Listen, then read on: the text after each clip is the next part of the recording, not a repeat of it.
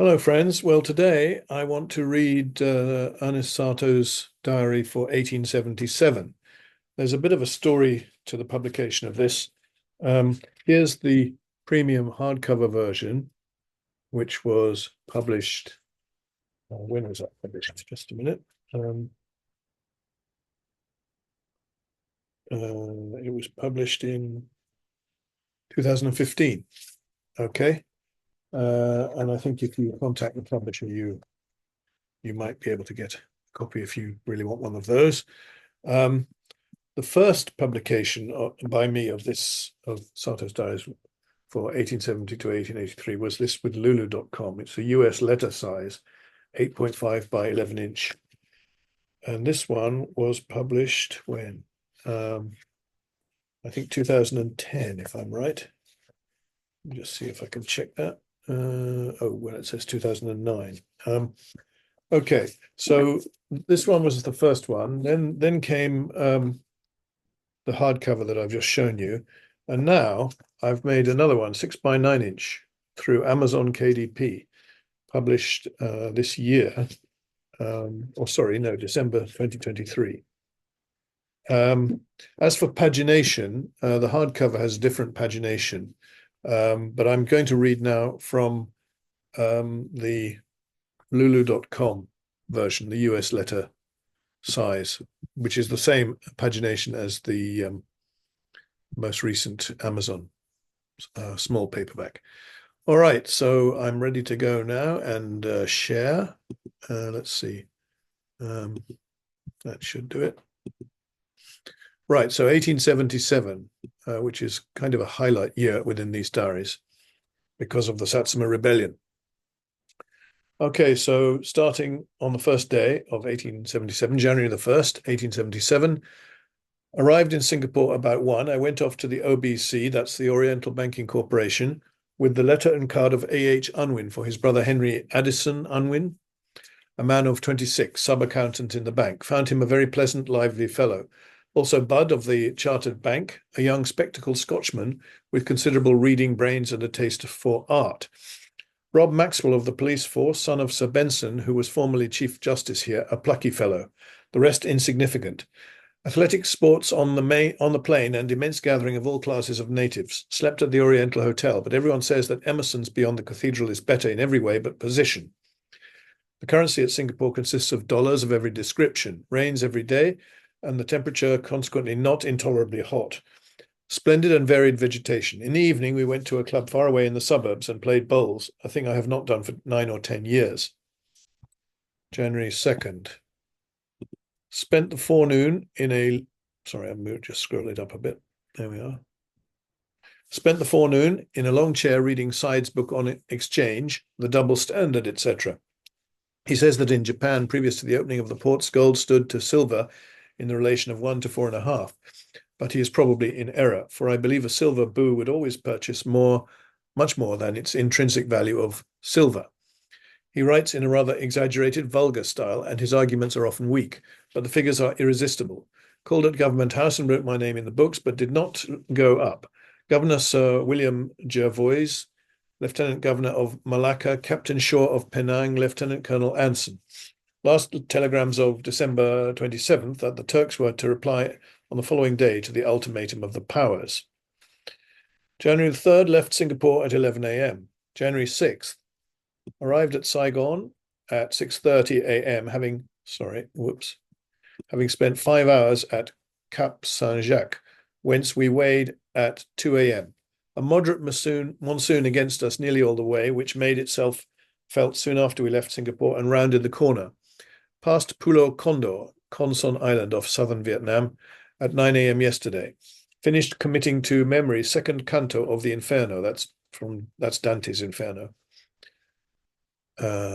Committing to memory, extraordinary. Lemea taught me piquet and 66, a German game. Teagle, the German or Swiss doctor, who is going to Edo as a professor in the medical school, opened his mouth again. January 7th, left Saigon at 6:30 a.m. January the 11th, arrived at Hong Kong at 11:30 a.m. after a roughish voyage. Day before yesterday, had to leave off brown Holland clothes and take to homespun. Coming into harbour, it was cold enough to require a pea jacket. Picturesque for about 3 hours after passing the Ladrone Islands, 27 miles from Hong Kong, up to the very anchorage itself. Went ashore to leave Mrs. Haylar's packet with Dr. O'Brien. Finished Felix Holt and committing to memory Canto 4 of the Inferno.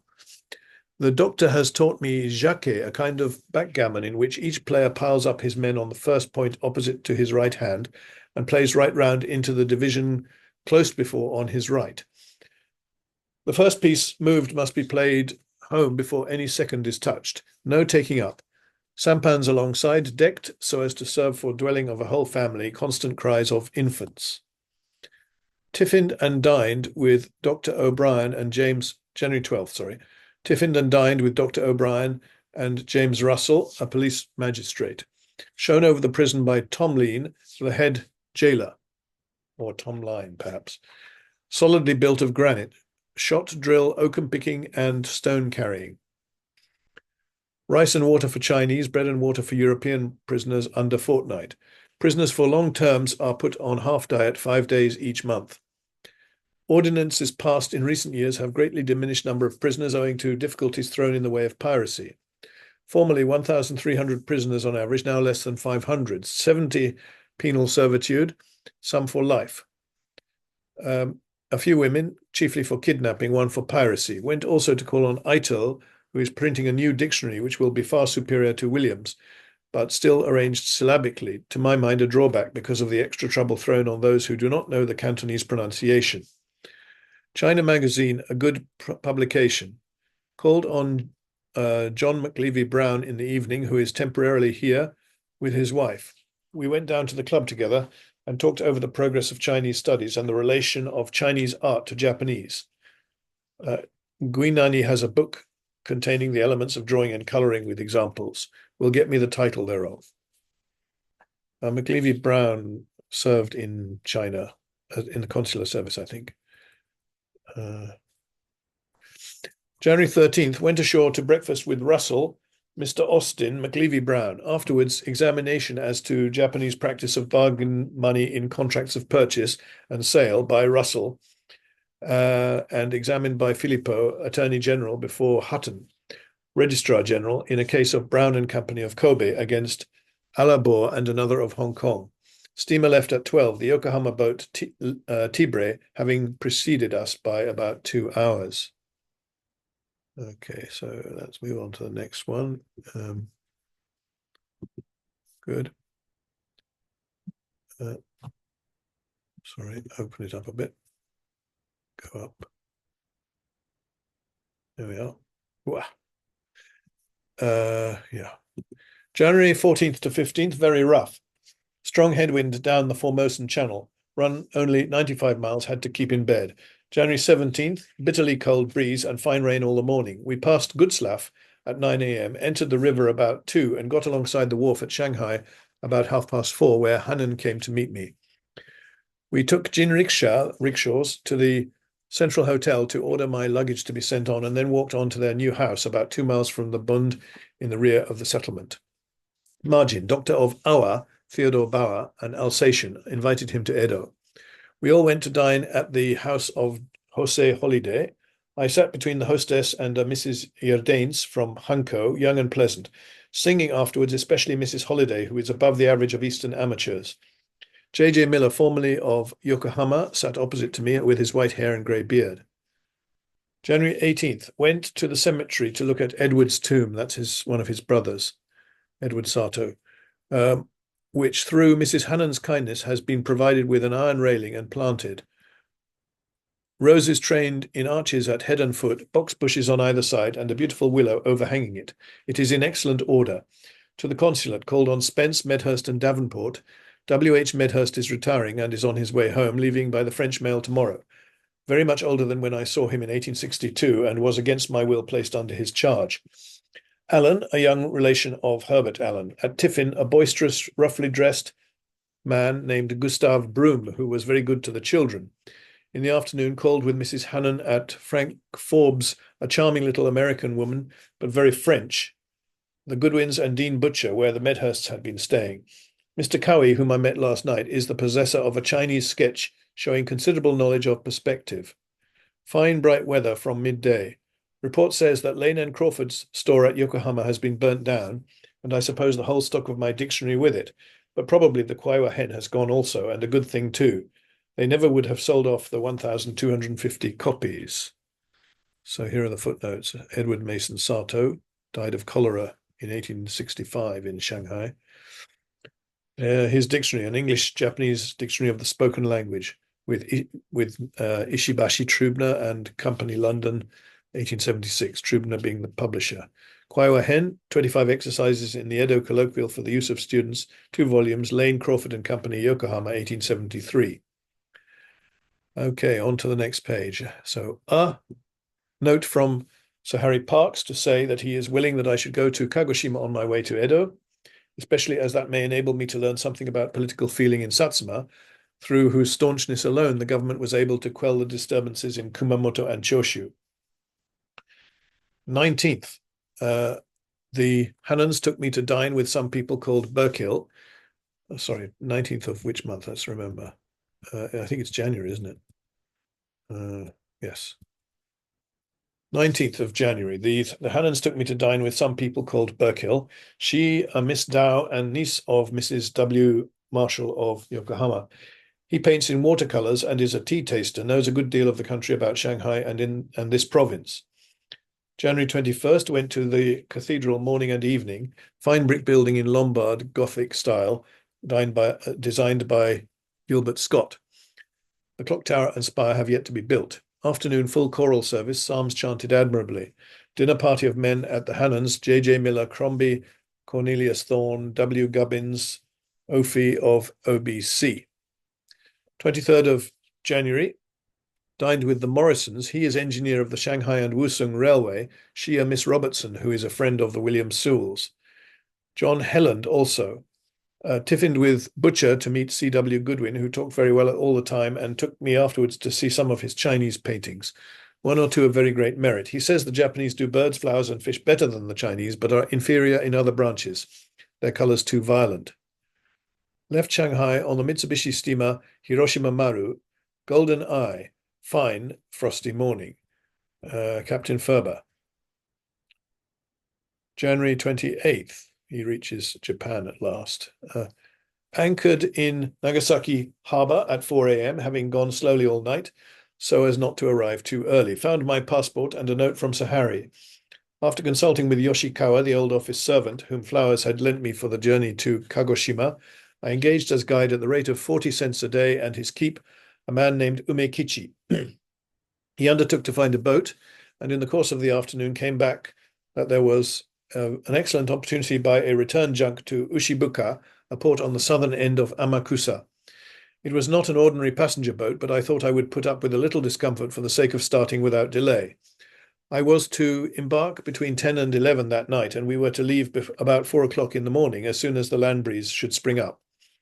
It was 12 before they said everything was ready and in order. We said good night and goodbye to Flowers and went away from the consulate. The boat, instead of being anchored off the jetty, as Yoshikawa and I had expected, turned out to be high and dry in the creek, where the ebbing tide had left it. There were no signs of motion in the muddy pools of the creek, and I really believed the boatmen when they said the flood would commence at 2. They rigged up a rough awning of matting in the bow, and wrapped up in my ulster, I lay down on my Whitney blanket in the vain hope of getting some sleep. It was too cold for that.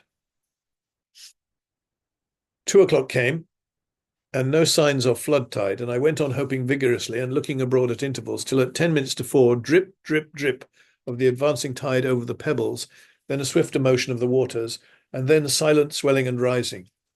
Our boat shook itself free. I thought that now they would make a start, but first Yu went ashore on errand of his own, then followed a boatman in search of him, and lastly Yoshikawa went to fetch both back. Who was you? I've forgotten. Sorry, who was that? Just go back a bit. Umekichi, I think. Yes. Okay. All right. Then commenced a general patter on my mat roof, which called forth some incoherent remarks from the crew, but I did not feel certain of their import or significance until Yoshikawa returned with the others, informed me that the wind would be foul owing to the rain, and that the boat could not start. It was a trying moment. To go back to the consulate at that hour was impossible for many reasons. I should have to wake him, Flowers, out of his sweet morning sleep, to begin with, and then be laughed at for sleeping in an open boat on a stinking canal bottom, when I might just as well have reposed like a sane man between sheets in a warm room. Yoshikawa suggested the possibility of there being a Japanese steamer on the berth, bound for Kagoshima, or rather I thought it possible, and he offered to run into the town to inquire. During his absence, it occurred to me that by going down there by sea, I might lose all chance of the land journey. The authorities might find out some insuperable difficulties and would be provided with an unanswerable argument in favor of my return by sea in the existence of the steamer ready to take me. Besides, the best of Japanese steamers are uncomfortable, excepting, of course, the Mitsubishi. So I resolved to start for Mogi, 4 miles behind Nagasaki on the Gulf of Shimabara, and wait there for fine weather. And in this determination, I was confirmed by Yoshikawa coming back and reporting the possible departure of a steamer tomorrow evening or the morning of the next day, she being still in the hands of damage to machinery repairing artificers. So we put all my wraps, except the alpaca raincoat, into the ryogake and started at 6 in the rain and dark, I not yet having had a wink of sleep. So here are the footnotes. An ulster coat is an overcoat without sleeves. The design was popular between 1830 and 1910. Gulf of Shimabara has been crossed out. Ryogake, a kind of luggage holder with a pole. So started at 6 in the rain and dark, I not yet having had a wink of sleep and beginning already to feel, next page, the effects. As I step along, preceded by the guide, Umekichi, and followed by my baggage coolie, Yoshikawa, bringing up the rear, doubtless with a great sense of responsibility, I console myself that I have thoroughly preserved my dignity by uttering scarcely a word and being perfectly impassive under the pressure of such discomfort. To do things Japanesely is an art of itself, which only 2 other men I know have cultivated with success.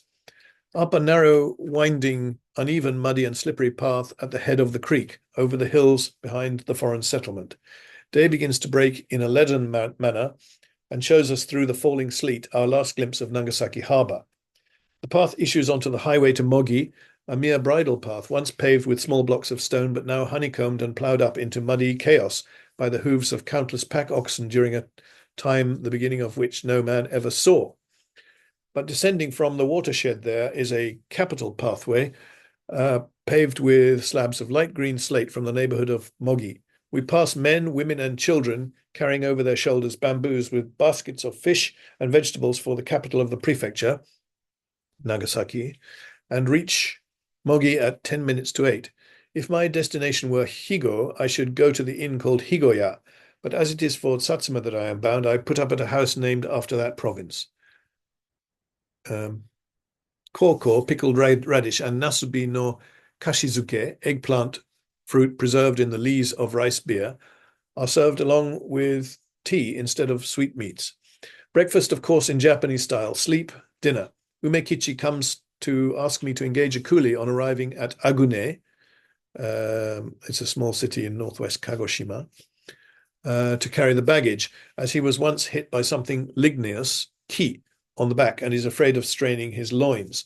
I naturally refer him to Yoshikawa, who reports to me his opinion that we shall not want Umekichi, and I at once sanction his being sent back to Nagasaki, as I do not want an ornamental guide, and we can ask our way from the inhabitants. Yoshikawa and I agree so completely on every point that arises that it is not easy to decide in each case who is the first to suggest the course to be followed. Yoshikawa says that in the time of the shogunate, there was a famous pottery at Nagasaki called the Kameyama, which first baked from Imari earth, later Amakusa stone and Satsuma earth. Its capital had been advanced by the government and it was forced to stop working after the Mikado's restoration. That's financial capital. In Higo, now Kumamoto prefecture, in old times, all strangers were obliged to have passports, fuda, from the local authorities. Next page. Into Satsuma, no one, not even a tradesman, was allowed to enter. January 30th, started from Mogi at 8:15 a.m. Brilliant morning and fresh breeze. As soon as we got clear of the cape south of Nagasaki, the sea got high, and I had to lie down in the bottom of the boat. View of the Onsen Gatake group on the Shimabara promontory, magnificent. It looked like the ruins of a world of ice and snow. About 3 o'clock, we suddenly turned round the southern corner of Amakusa into smooth water, and I found that we were amongst the islands running into the junk harbour of Ushibuka.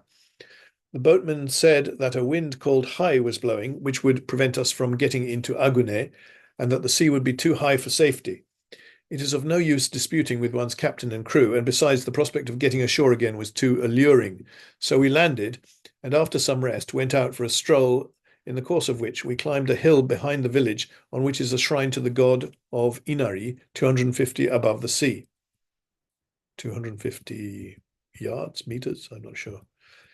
The coast strongly indented here, with many precipitous hill peaks, much cultivated in terraces, pumelo, similar to grapefruit, oranges, China oranges, and loose-skinned mandarins in the shops, besides dai, a bitter orange. It occurs to me that pumelo must be a Portuguese word. Noisy party of Satsuma students and geisha, the former on their way back from Nagasaki. One intrudes himself into my room and sits down familiarly by the hibachi, brazier. I receive him blandly, but beg him to put up his pipe, as I cannot bear the smell of tobacco. Offer him a cup of sake and some raw fish, and answer a good many of his questions. At last he finds it less odd and amusing than he had thought, and retires. Formerly I should have snubbed him and had him turned out, but when one reflects how many Europeans are more intrusive, and how well the Japanese usually receive their forwardness, it seems best to take a leaf out of their book and keep one's temper. Indeed so. Good idea. January 31st. During the night, I had a sharp attack of diarrhea, the first cause of which was the abominable fictitious champagne which I drank on board the Hiroshima Maru to cure my seasickness coming across from Shanghai. So I ordered konga for breakfast, and Yoshikawa administered to me some half-dozen higo pilules called dokukeshi.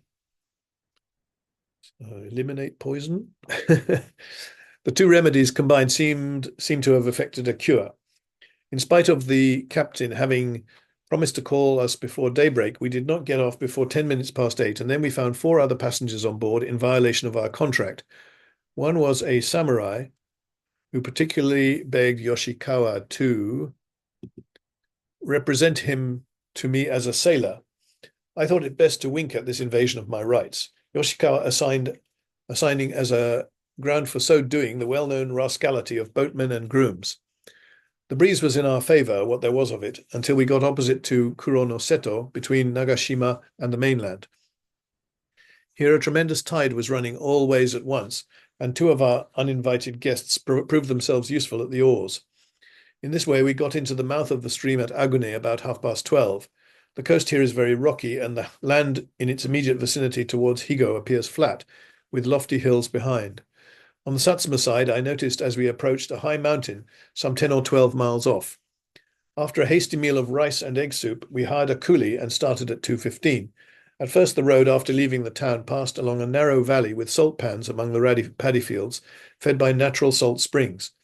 Then it ascended and continued to descend and ascend again the whole way to Nishikata, sometimes coming down close to the shore, then crossing a spur thrown out by the higher range, and so losing sight of the sea. Fine pine trees line both sides of the whole way along. Few cryptomeria and plum, ilex, pretty common. Tobera, an evergreen plant, plentiful. White and red camellias and sasanqua in flower. Past 1 or 2 cemeteries profusely decorated with evergreens and flowers, especially the daffodil with a yellow cup. Passed over several stone bridges, one of which 2 arched, but not in Luchuan form. That's Okinawan form. Ryukyu, Luchu. Prettiest piece of the road for about half a mile before descending into Nishikata, which we reached at 5:30, winding along the top of an overhanging cliff with a view of the Koshiki Islands out to sea. No part of the road can be over 100 feet over sea level, I conjecture. Fair in not fine external appearance, but possessed of 3 comfortable rooms at the back and a bathtub. February 1st, started at 7:30, passed along a sandy shore with little detached island hills crowded with pines. Here and there sand heaps covering store of potatoes. Nearly all the trees are evergreen. In one place, growing together, saw camphor, shi, that's chinquapin, shinogi, rafu, and blank. The pumelo resembles the Seville orange tree with a larger and broader leaf. The road turns inland soon after leaving Nishikata and ascends a hill through a pine wood, after which we lose sight of the sea altogether. Or in which, I think he corrected it too, according to the footnote. Arrive at a place called Taki on the bank of a small stream crossed by a fine stone bridge of 2 arches. These bridges have no keystones. Here begins a wide rice valley which extends as far as Sendai on the river of that ilk. This is a wide, deep stream, navigable for junks of considerable size and far bigger than its tributary, which apparently flows in from Taki lower down.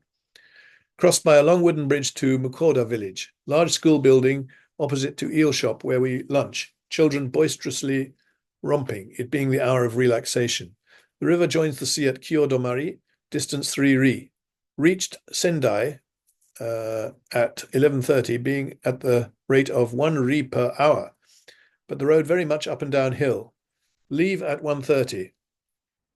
Road along a wide valley, gradually contracting for 2 ri, of which the last half is very bad. Wherever nature has afforded sand as a basis, the roads are good enough, but where the soil is clay, the hoofs of innumerable pack horses tread it into an irretrievable quagmire. The small aneroid marks 300 feet at the top, which is rather under the mark, as the weather has been clearing steadily since the morning.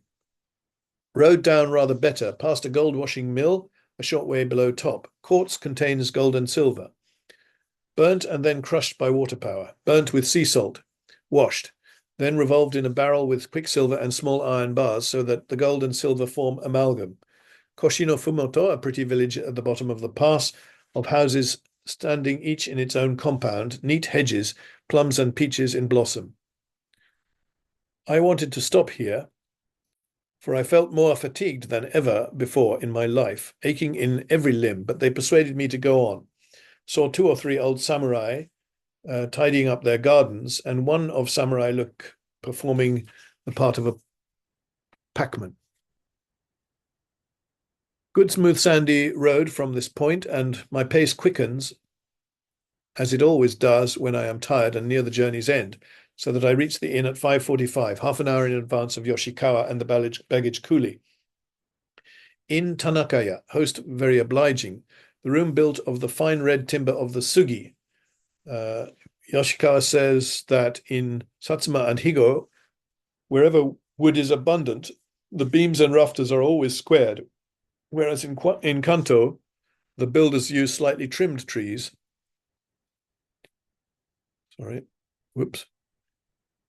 Of irregular and often crooked form. Newer house in Kumamoto built of the timber from a single Planera japonica, keaki, and not a small house either. Besides the sugi, there is a matsu, which is excellent for building purposes. I was surprised to find the town of Ichiku, also called Minato, lying on the sea, as we had apparently been traveling inland during the whole day, and at noon were 3 ri distant from the coast. A high sand ridge lies on the opposite side of the river between it and the sea. From here to Kyodomari by sea is 5 ri. They calculate that with a fair wind, it takes a whole day to come from Sendai, which seems a very liberal allowance of dawdling. Landlord comes into a cup of sake, fish buddy. February 2nd, the coolies begin by demanding 8 ryo to carry the kago, the palanquin, which my host has borrowed for me, and the ryogake, the luggage carrier, to Kagoshima, only 8 ri, but come down to 5 and subsequently to 350, and a trinkgeld of 0.20 on my evincing a determination to walk at all hazards. The kago turns out to be a kiribo, very roomy and comfortable. The landlord says he represented to them that his reputation would suffer if it became known at Kagoshima that his guest had been imposed on by coolies asking exorbitant prices. We started at 9 on a level but frequently muddy road. Horses here eat out of wooden troughs supported on forked sticks. The buri, which is caught in large quantities off the coast, is a large fish about 2 feet long, resembling the bonito or bonito in appearance and taste, but of a lighter colored flesh. At Tsuboya, turn aside to the potteries of the Tamanoyama Kaisha under the superintendence of a samurai. Here they make the samurai crackle, besides a great deal of common blue and white ware and brown crockery.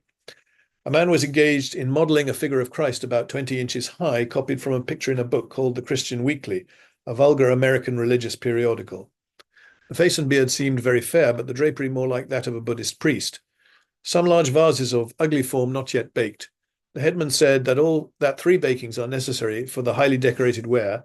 Firstly, the suyaki, after which the piece is glazed, then a second, after which the color is put on, then the final. For the best crackle ware, a mixed clay is used. Upon the proportions of the mixture depend the size of the crackle. They are making earthenware stoves of brown crockery, which they can produce for sale at $7, but none have been sent to market yet. He also showed me a design for a screen to be made in one piece, 3 feet high, with a lion on the top and lions as supporters at the base. He told me that the highly ornamented pottery dates only from Tempo, that's 1830 to 1843, and that the pottery works were founded about 300 years ago, but I suppose he means the termination of Hideyoshi's invasion of Korea. 1598, that would be. They called crackle hibiki-yaki, not hibiyaki as elsewhere. Reached Ijuin at 2 and had a poor luncheon in a wretched cookshop where every customer seemed expected to help himself. So a kiribo kago is a short-poled palanquin. As Sato was over 6 feet tall, this must have been a large palanquin. Long-poled palanquins, nagabo kago, were for VIPs. Started again at, next page, 2:45. The only wildflower in blossom, the violet rose brambles numerous. The road good, ascends on to a range of hills about 450 feet above sea and winds along the watershed. Yoke or Yokoi is a poor village halfway, where there is no inn. Shortly after leaving this, come in sight of the irregular top of the volcano island, Sakurajima. Further on the left, through a depression in the hills, see the top of Shiratori with snow lying on it. Reach Willis's house in Kagoshima. It was the Kencho prefectural office at 7:30 after about half an hour of streets. Fine stone bridge over the river shortly after entering the town, posts and balustrades derived from the usual grander wooden bridge forms. Hear that he has gone to Miyazaki. Proceed to the hospital. Here find that he has left instructions to send flying post to announce my arrival. Seek refuge at an inn and order dinner when Kramer appears to say that Willis has left his house at my disposal. So after a dinner of eels and rice, go there to sleep. Charming little hostess, the daughter of a Shizoku. Okay. Shizoku would be a samurai, I think. February 3rd, walked about the official quarter of the town, which is neatly laid out, stone walls, each house in its own plot, abundance of trees, some beautiful holly trees with entire leaves and immense quantities of crimson berries, 124 feet high.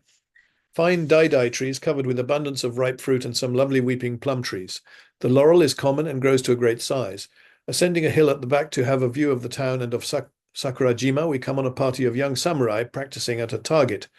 A day or two ago, they robbed the arsenal at Iso and seized some powder guns that were being shipped in a Mitsubishi steamer for dispatch to Edo. They go by the name of Rampatsu and call themselves Saigo's men. Scheffel and Koop's are 2 Dutchmen, or Scheffel and Koop's are 2 Dutchmen engaged here in teaching languages, etc. Kramer, the former, and myself started at 4:30 in a covered boat for Sakurajima with the object of ascending the volcano tomorrow. Lower slopes planted with wax tree and oranges and well cultivated, especially on the west side. The volcano is ascended from the east side, starting from Kurokami, and thither we turned our course, arriving at 8:30, landed and slept in a substantial house. February 4th, it was raining fast at 7 o'clock this morning, and the ascent impossible. We got away at 11 and completed the circuit of the island, reaching Kagoshima again at 4:30. There are hot springs on the shore of the island at 2 other places besides Kurokami. The arrangements for accommodation of bathers of the roughest description. Walked with Kramer through the main streets of the commercial quarter. Wide, but the shop's not brilliant. Of course, the weather was unfavorable to any display. The cambers for the accommodation of the native shipping are very large and extend nearly the whole way along the seafront of the town. Last night, some of the young rowdies plundered a powder magazine and blew it up. 4 men were much burnt and one died immediately afterwards. It is also reported that 5 Edo men, officials, were cut down at dusk this evening and one killed on the spot, not confirmed subsequently. Went with Kramer to call on a gardener. This is February the 5th, sorry. Went with Kramer to call on a gardener named Honda, who has some good dwarf plum trees, and with him to the building where various objects are being collected for the museum at Edo. They call it Hakurankai. There were a considerable number of natural history specimens, the shell of a nautilus, a marine creature of the cephalopod family, from Tanegashima, rather longer than the pearly knot, and with a double row of projections around the dorsal region. They showed us a bark from Iso Kuroki, habitat the seashore, which on breaking shows a white but very short fiber resembling cotton. One said it was the same as the Masaki euonymus spindle tree. The foreign teachers here have lost nearly all their pupils, who appear to have joined the ranks of the seditious. The building of the temple for the Buddhist missionaries is stopped, as the Rampachi, rough-haired, have threatened to burn it down as soon as it shall be completed. I called on Oyama Kakunosuke, the prefect, who seemed perfectly calm and collected, with Kramer to his experimental garden. He wants to import olives and various useful trees, but looks on naturalizing vegetables as a pure amusement. The Japanese prefer a daikon to all the cauliflowers in the world. Coops showed me his curiosities, the best of which was a small black lacquer cabinet, about 1 foot long and 9 inches high, covered with medallions, differently shaped, of Satsuma crackle, delicately painted with flowers and birds. Dined with Schäfer. A Japanese named Ikebukuro came and bored me considerably this morning, and I had to promise that I would go to see him and some friends tomorrow. Consequently, welcomed the idea of an excursion to Tsuboya, which would enable me to get out of the engagement. Okay. I think there's a little bit more on this page. Whoops. Yes. February 6th, started early in jinriksha with Yoshikawa under the guidance of an old woman of 59. So the Kamba is nautical, a small enclosed dock. And Ernest Sato wrote about the Korean potters in Satsuma in the Transactions of the Asiatic Society of Japan. Okay. So, yes, started early in jinriksha with Yoshikawa under the guidance of an old woman of 59 named Fude, who, having been in the services of Oyae, was returning to her home at Tsuboya, otherwise Nawashirogawa. Oyae was Willis's daughter, I think. Boku Shojun. She herself is one of the Koraijin, or descendants of the Korean potters brought over in the end of the 16th century. It rained heavily the whole way. We reached Fude's house at 12:30 and there spent the rest of the day eating, drinking, and reading a history of Japan, which I found in a corner of the room. Gladly accepted the offer of the family to lodge us for the night. I slept on a Japanese pillow for the first time and found it tolerably comfortable. He preferred a European pillow, as we know. Okay. February 7th. The rain ceased this morning, and we went out under the charge of Fude to see the potteries. Roads horribly muddy. The chief potteries are on the side of a hill to the left of the main road as one comes from Kagoshima. The furnace is being built up it in parallel rows, some 5 altogether, beside smaller ones for baking the finer pieces. These would be noborigama, sort of built upwards in stages. Of these, the last belong to Tamanoyama Kaisha, which produces most of the crackle. Each kiln consists of a number of compartments, built each higher up the hill than the preceding, with small holes, mado, for the supply of fuel, and larger openings for the pottery to be passed in and out, which are, of course, built up before the firing begins. When, or perhaps whether the partitions between the compartments are permanent or not, I cannot tell. In one kiln, which was empty and cold, there were none to be seen, and I am inclined to think that they are built up on each occasion. 3 or 4 holes, about 6 inches square, being left in the bottom of each to permit the hot air to circulate. For black pottery, 24 hours is sufficient. For finer kinds, I was told 10 days. ? I could not learn anything about the composition of the clays or the glaze, except that they are mixtures, 5 to 7 ingredients, ? Nor of the places whence they are derived. The wheel is about 15 inches in diameter and is double, the 2 discs being joined by 3 stout pieces about 10 inches long. A hole is in the ground for its reception, with a spindle planted in the center. This passes through the lower disc and fits into a hole on the underside of the upper disc. The potter sits with his feet in the hole and uses them to set the wheel in motion by treading the lower disc. We watched a man making the bodies of teapots, of which he can make about 150 in a day. Other members of the family probably make the lids. Okay, so there's some skipping of pages by Satow in the diary. Okay, making the lids. Other members of the family probably make the lids, the spouts, and the ears into which the metal or bamboo handle is fitted. In the furnace, no stands are required for the black pottery, but the articles are piled on each other every second in the reverse position. Between the longer articles, such as the tea jars, little pieces of clay are inserted. A slight tap with a piece of wood separates the articles when they come out of the furnace. The glaze is put on by immersion.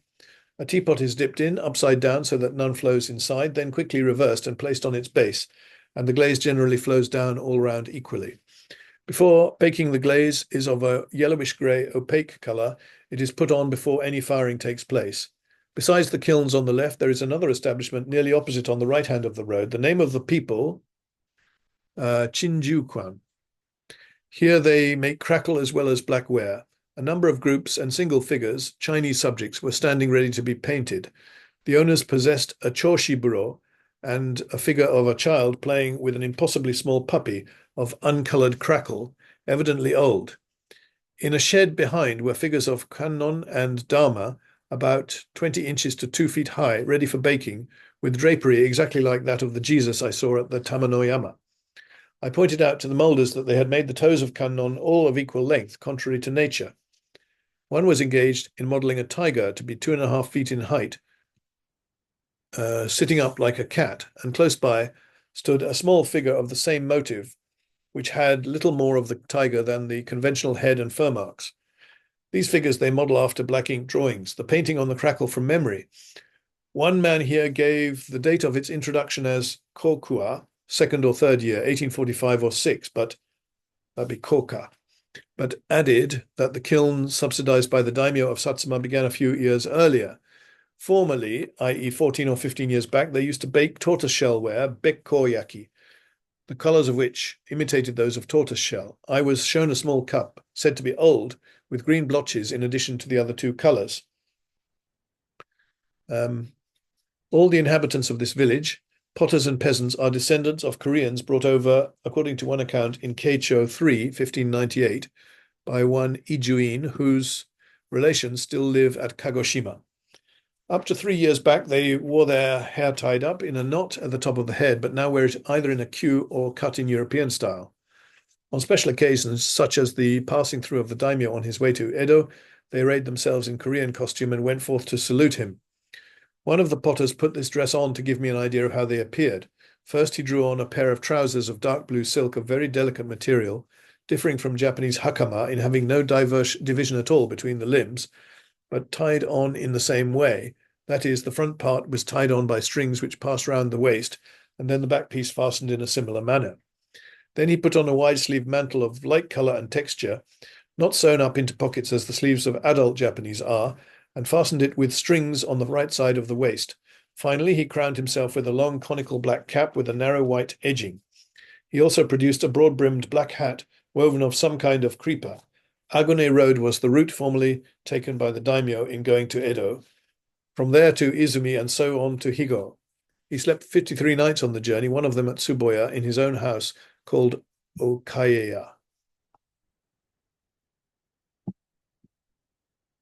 Scrolling down a bit. Oops. There are 1,500 houses in the village, which represents from 6,000 to 7,000 persons of both sexes and all ages.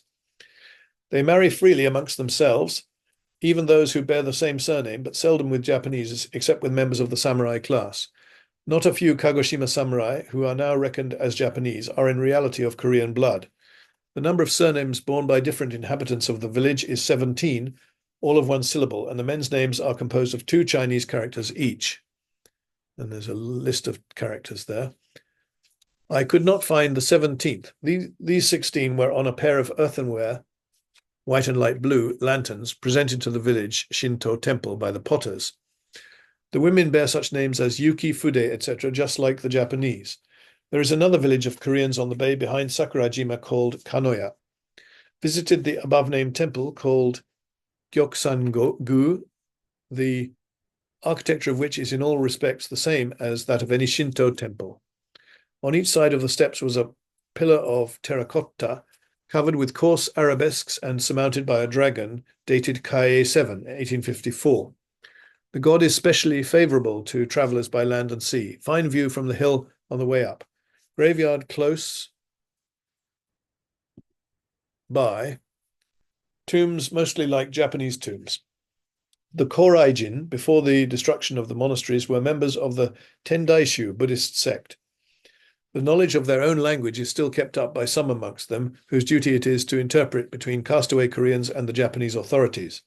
The Korean clothes of the castaways used to be burnt, and Japanese clothing was given to them, and thus they were sent to Nagasaki and also to Edo and the old Fude, and handed over to the proper authorities. The manner of their coming to Satsuma. Over 200 years ago, certain Japanese went hunting the tiger in Korea, as may be read in the book Toragari, Tiger Hunt, and a number of the natives got mixed up in the train of the great Japanese, Maki Komareta, and were carried along with them on their return to Japan. And some Japanese were too late to get on board the ships when they started, so that they were left behind. And even now there come sometimes castaways from Korea who are really Japanese and speak the language. They showed me 2 works on the Korean language. One, a dialogue on learning to read and write it. The other, 2 volumes of dialogues between castaways and interpreters of great interest. Copies were promised to me. Sorry, I can't read that. Was the copy of these manuscripts in the period Kaie, 1848 to 54. The potters at Tsuboya have hardly any old pieces in their possession. A few months back, a Yedo merchant named Otaya visited the province and bought up every old specimen he could find.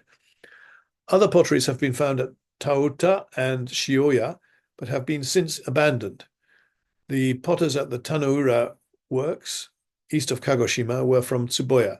Even the Imari potters derive their knowledge of the art from the Korai-jin. One line left blank here.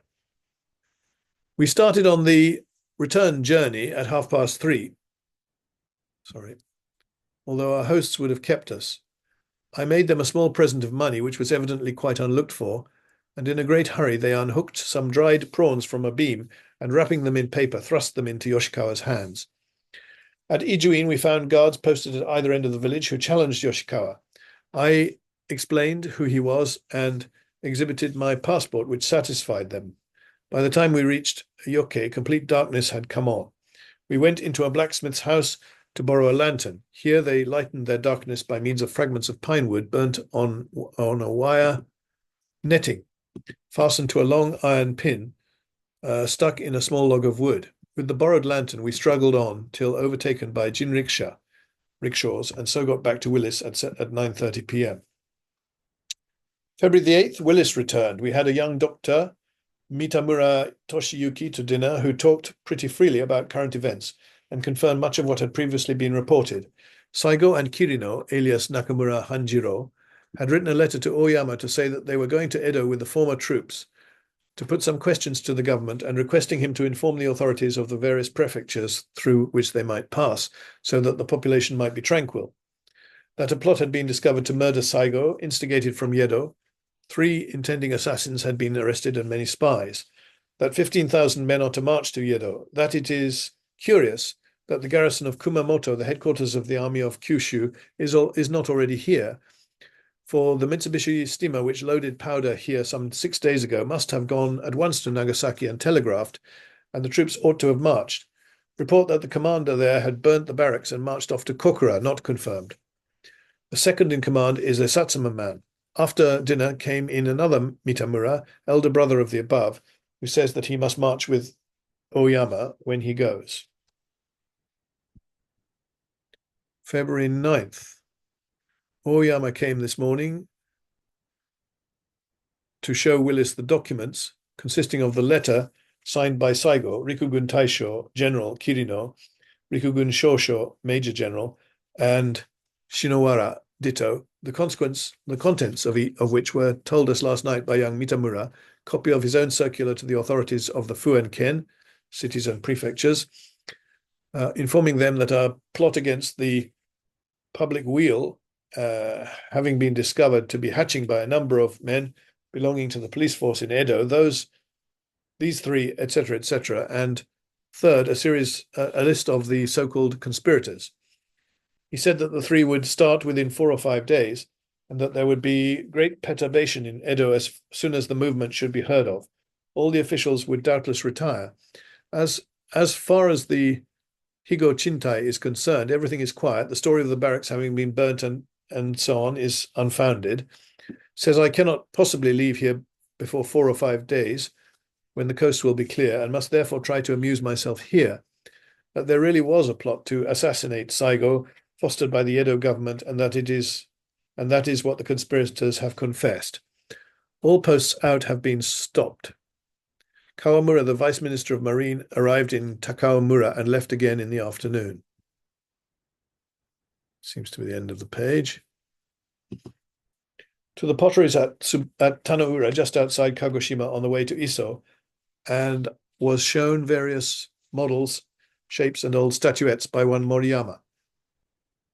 February 10th, we are told that the men who came down here to assassinate Saigo and Oyama have sealed commissions from one Kawaji, head of the police in Edo, who was formerly an Ashigaru, whose confederate is Okubo, the Minister of the Interior, formerly a rice go-down official. All members of the conspiracy are Satsuma men, with the exception of a Yedo samurai. That if the government gives up Okubo and Kawaji, there will be no further bloodshed. Nothing is apprehended from the Navy, as most of the officers are partisans of Saigo. They are to start on the 16th or 17th. Today we saw a considerable number of men inside the drill ground with piked arms. It is said that they are being formed into companies. One hears that the Satsuma men do not intend to ask or accept aid from any other clan. The only distinguishing mark is a band of red camlet woven fabric round the hat, which is worn slouched over the eyes.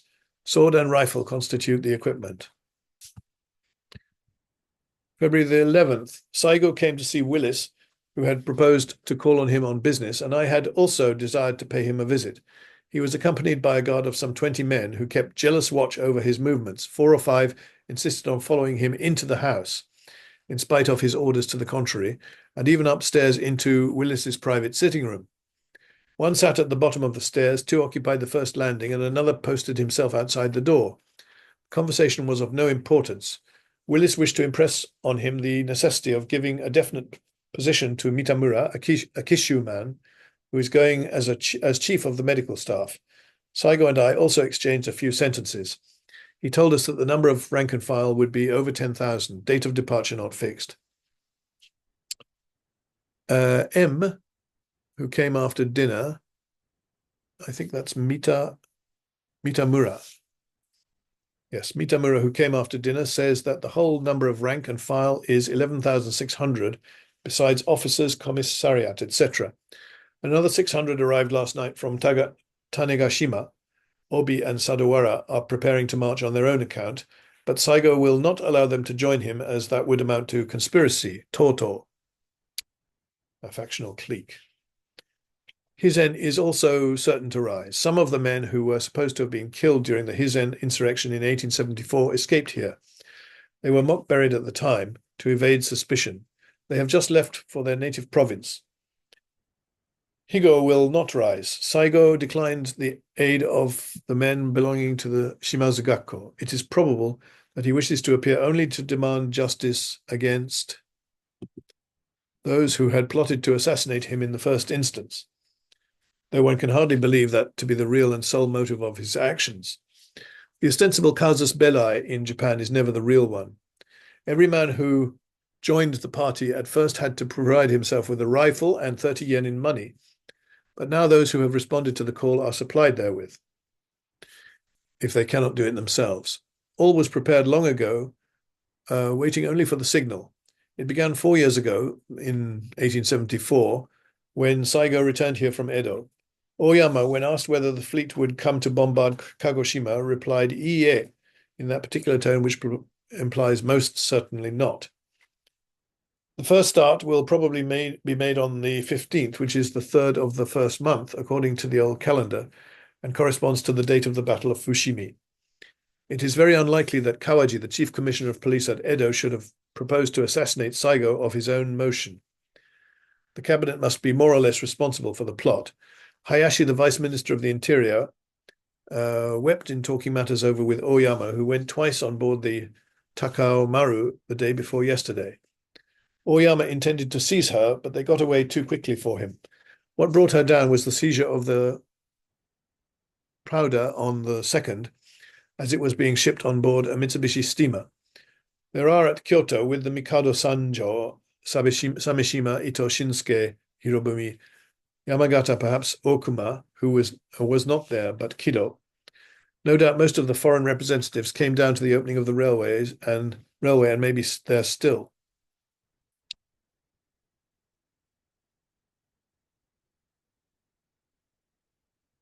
We obtained the printed confessions of Nakabara and the rest, from which it appears that Kawaji and one Oyama Kansuke, also in the police bureau, instigated them to the murder of Saigo.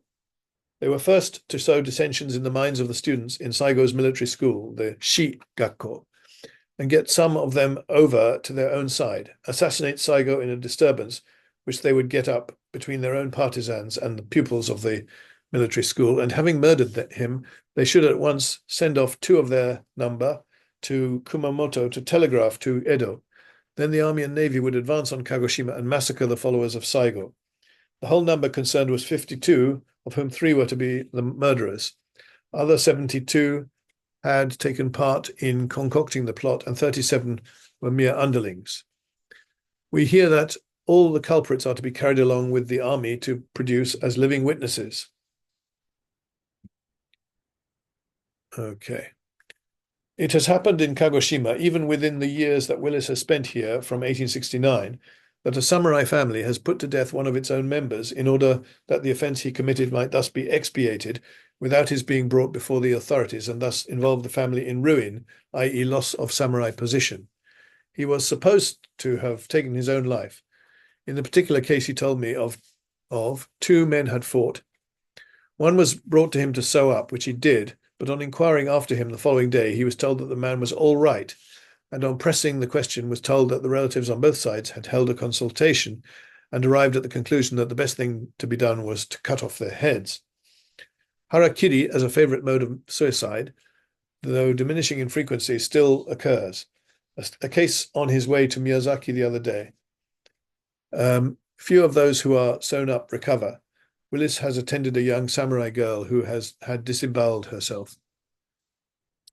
February 12th, a great deal of snow fell on the heights during the night.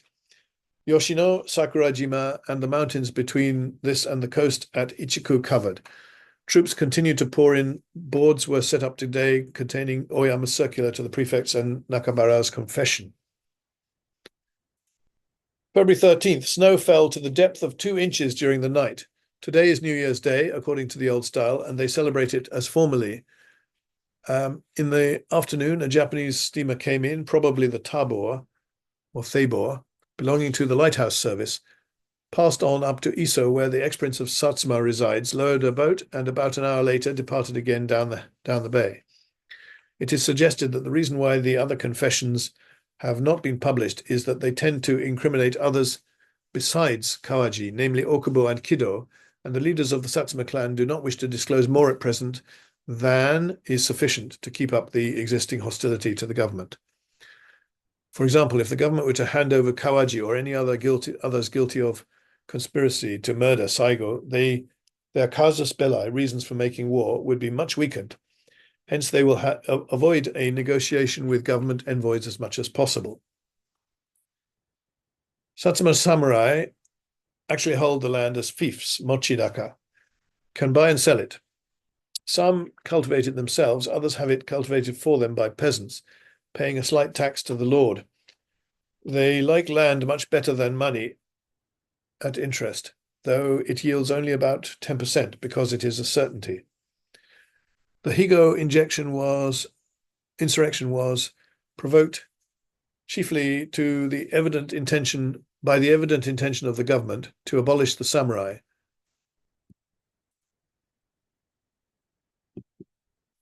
As a class, which was shown in the proclamation forbidding the wearing of swords. Samurai men are incensed against the government because the officials who want to deprive the samurai of their taka, fiefs, themselves enjoy large salaries and have plenty of money to spend. February 14th, snow fell all day in a stormy, gusty manner. We went out for a walk during an interval of blue sky to visit the Shokonsha, or shrine to the memory of those who fell in 1868-9, Boshin. The shrine to the ancestors of the Shimazu family, built in an impure style, but nearer to the pure than usual in former days, and that of Satsuma no Kami, to which the Mikado presented a sword a few years ago. It is painted red and has a red torii gate in the corrupt Buddhist style, showing that it must have been built previous to 1868. Before we got back to Willis's house, the snow had overtaken us and covered the front of our coats an inch thick. The vanguard is said to have left today. On the drill ground were groups of men warming themselves round fires made with posts and bamboos of the enclosure. The first in command at Kumamoto's is Tani, a Tosa man, the second Kabayama, a Satsuma man.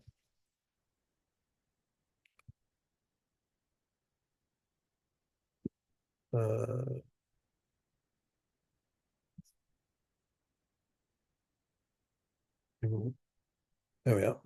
Sorry, I skipped back upwards. February the 15th.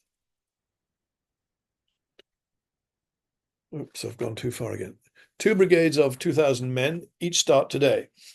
6 inches of snow fell during the night. The confession of one Nomura, perhaps the man landed from the Takao Maru, has been posted up. It directly incriminates Okubo Toshimichi, 1830 to 78, in the plot to assassinate Saigo.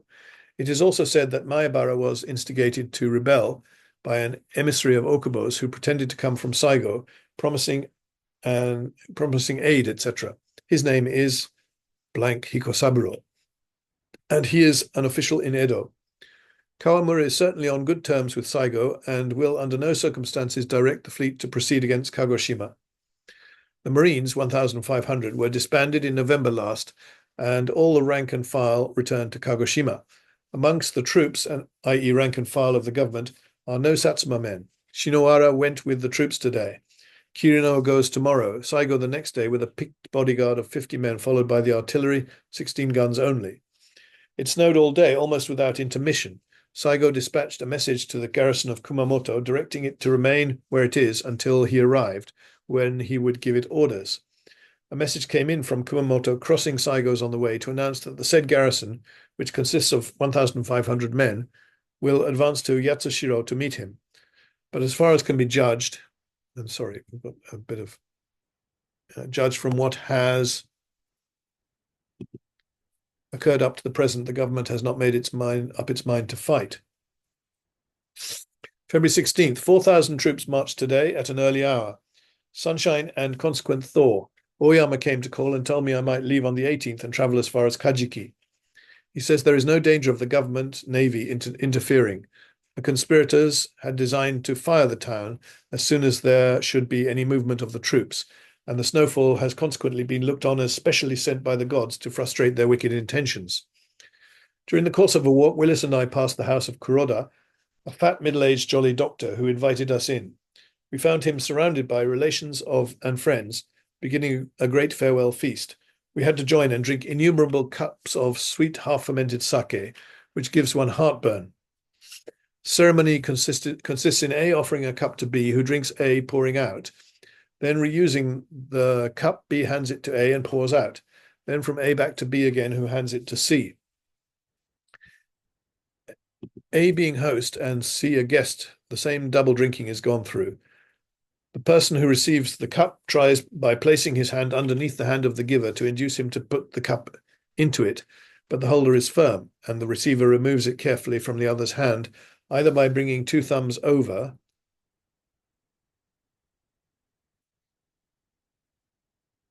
or with the fingers of the two hands placed parallel. The offerer of the cup has to take a piece of food in chopsticks and hand it to the receiver of the cup, who accepts it with great gratitude.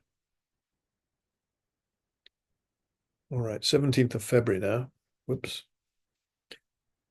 Saigo and his bodyguard with the artillery embarked in boats and were towed up to Kajiki by the little steamer Kagoshima Maru. Willis, who went to see him start, says he wore his full-dress uniform of a general in the Japanese army and was smoking a foreign cigar. Oyama gave a dinner this afternoon in honor of the successful departure of the troops and the new year, to which I was unable to go on account of a severe cold. Wrote a long letter to the chief, Parks, to be dated February 18th, giving a succinct account of the events of the last fortnight and enclosing documents. It may perhaps get to him by the Shovi-Leen, now in port, sooner than I shall reach him by way of Kumamoto and Nagasaki. One of the causes of dislike to the Edo government is the ruthless way in which Okubo dealt with Eto and the other Hizen rebels in 1874.